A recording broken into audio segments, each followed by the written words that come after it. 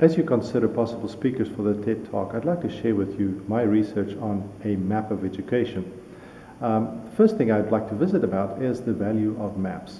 We often think of geography when we think of maps, but obviously there are many other interesting things. For example, the periodic table is a map, the kingdom Anomalia is a map, even an almanac is a map of time. So the value of maps is fascinating and very important for us to consider, and that's why I'd like to explore this very well. The things that we get from a map is that you can zoom in to a smaller piece and you can zoom out. Because of that, it is very beneficial. For example, if you think of a day and I think of a year, two different zoom levels in time, we definitely will miss each other and have misunderstandings if we do not realize we're not zoomed well. If we can both calibrate to think of a week, that really helps us in our conversation. So it is true in every map that we have that ability. So a map offers you an ease to understand your context. It also helps you to know what to do because of your contextualized environment that the representation offers you. So let me go back now to a map of education. I've got three core concepts and then an overarching concept. The first is automaticity. There are many things in education that need to become automatic. That automaticity is a vital piece in our life. I frame that under the concept of fundamentals.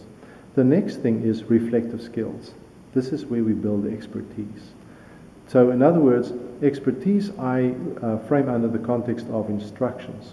So we've got fundamentals and instructions, automaticity, and then reflective skills.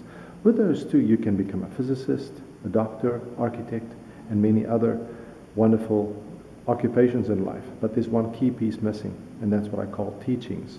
Teachings wraps together your morals, ethics, and values, and that brings the humanness out in you.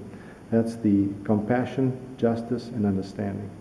So with those three, we really have a very thorough, complete perspective of education.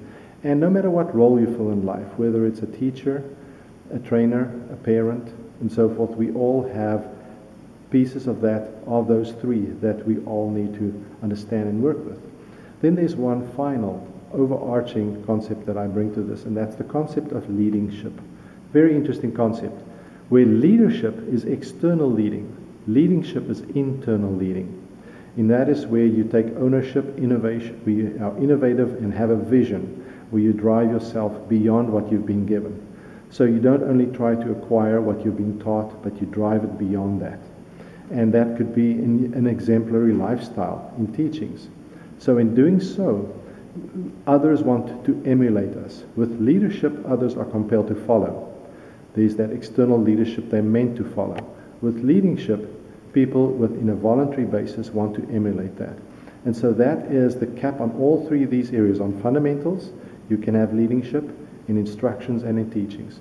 So this is the model that I'd like to present to the world.